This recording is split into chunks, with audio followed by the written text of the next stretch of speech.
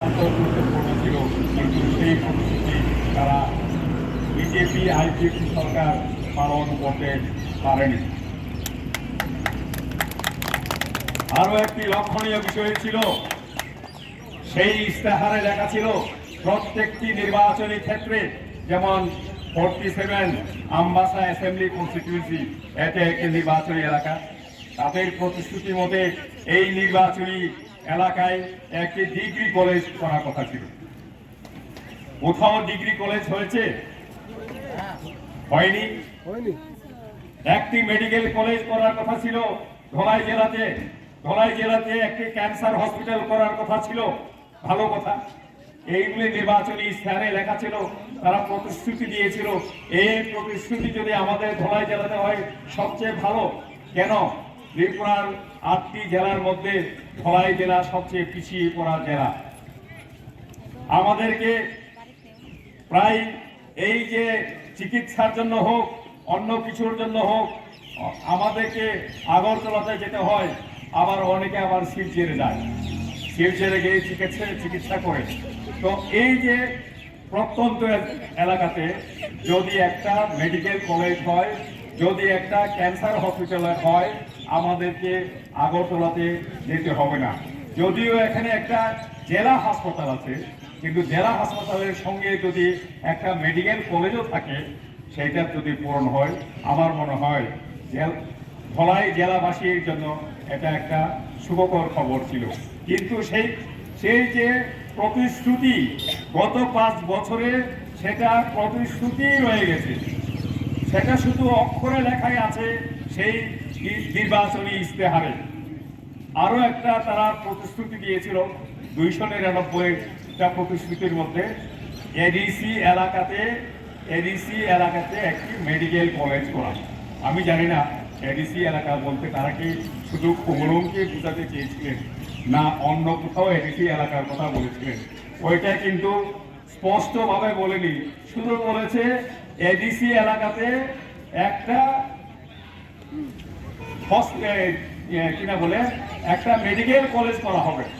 তো যদি ধলাই জেলাতে কোথাও যদি জওহরনগরেও যদি মেডিকেল কলেজ করা হতো, এতে এডিসি এলাকাতেও হতো এবং ধলাই জেলাতেও হতো, দুটিই হয়ে যেত। কিন্তু কোনোটাই হয়নি। এই যে জুমলাবাজি সরকার গত 5 বছর ধরে আপনারা দেখেছেন,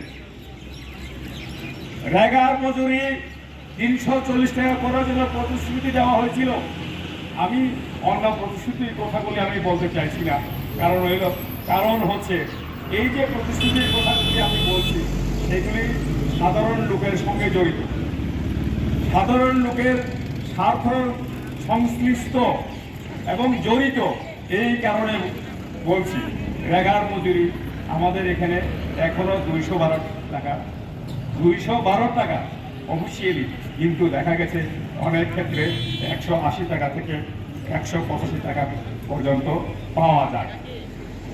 এই হচ্ছে তাদের প্রতিশ্রুতি এবং জলপাল্টায়ের পরিণতি, জলপাল্টায়ের একটা রেজাল্ট, একটা ফল আমরা 5 বছর পর্যন্ত দেখলাম। 5 বছর পর্যন্ত জলপাল্টায়ের অবস্থা আমরা দেখলাম, পাল্টিয়ে দিয়ে আমরা কি পেলাম। তো এখন আসছি কেন তিপ্রামথা আমরা বলছি যে আমাদের যে পার্টির মূল মন্ত্র হচ্ছে কোনো বিশেষ জাতিগোষ্ঠীর বিরুদ্ধে নয়, কোনো জাতিগোষ্ঠীর বিরুদ্ধে নয়। এবং আমাদের সুপ্রিমো মাননীয় শ্রী প্রদ্যুৎ কিশোর মানিক্য বলছেন, আমরা দুর্বলতর অংশের মানুষের জন্য, তাদের অধিকারের জন্য আমরা কথা বলছি। সেটা উপজাতি হতে পারে, তিপ্রাসা হতে পারে, সেটা বাঙালি হতে পারে, দুর্বলতর অংশ সকল অংশের মানুষের মধ্যে আছে। এটা প্রতীয়মান। তার জন্য উনি বলছেন সকলের জন্য, সকলের অধিকার আদায়ে আমরা একসঙ্গে একত্রে ঐক্যভাবে আমরা গণতান্ত্রিক সংগ্রাম চালিয়ে যাব, এটাই আমাদের মূল মন্ত্র। তো বন্ধুগণ, আমাদের সেই মূল মন্ত্র নিয়ে এই বর্তমানে যে নির্বাচন, এই নির্বাচনে আমরা 42টি আসনে আমরা 42 জনকে মনোনীত করেছি এবং এই মনোনীত লোকদের মধ্যে 17 জন এসসি এবং জেনারেল সিটে আমরা প্রার্থী দিয়েছি এবং 25টা জায়গায় যেখানে আমরা যে দিয়েছি সেটা রিজার্ভ সিটে 20টা, বাকি 5টা জেনারেল, এই হিসাবে আমরা 42টা জায়গাতে দিয়েছি। এবং আমরা দেখেছি যে আমাদের ত্রিপুরার জনগণ কমিউনিস্ট পার্টির 10 বছর শাসন, 35 বছরের শাসন, প্রথম 10 বছর, পরবর্তী সময়ে 25 বছর সেই শাসনও দেখেছেন, কংগ্রেসের শাসনও দেখেছেন এবং সেই শাসন দেখার পরেও আমরা দেখেছি যে আমাদের যে বেসিক মূল যে আমাদের জনগণের যে দরকার, রাস্তা, পানীয় জল, শিক্ষা, স্বাস্থ্য, এখন পর্যন্ত আমাদের হাতের কাছে নেই। সবচেয়ে আমরা জানি, আপনারা জানেন, প্রতি বছর ধলাই জেলায় প্রত্যন্ত অঞ্চলে ম্যালেরিয়ার প্রাদুর্ভাব এবং ডায়রিয়ার প্রাদুর্ভাব, এইসবে প্রতি বছর অনেক লোক মারা যায়। এটা অত্যন্ত আমাদের কাছে দুর্ভাগ্যজনক, আমাদের কাছে একটা অত্যন্ত দুর্ভাগ্যজনক। আমরা খুবই আশাবাদী যে তীব্রমথা এই নির্বাচনে আমরা জয়ী হব এবং আমরা একক সংখ্যাগরিষ্ঠতা নিয়ে ত্রিপুরায় আমরা সরকার গঠন করব এবং সেই সঙ্গে সাধারণ মানুষের যে বেসিক মূল যে কথাগুলি আমি বললাম, 4টে: স্বাস্থ্য, শিক্ষা, পানীয় জল এবং রাস্তা, এটার প্রতি আমরা নজর দেব, অধিকারের দিকে আমরা নজর দেব। এইটাই আমরা করে আসছি। শুধু এটা নয় যে আমরা কোনো ধর্মের বিরুদ্ধে নয়,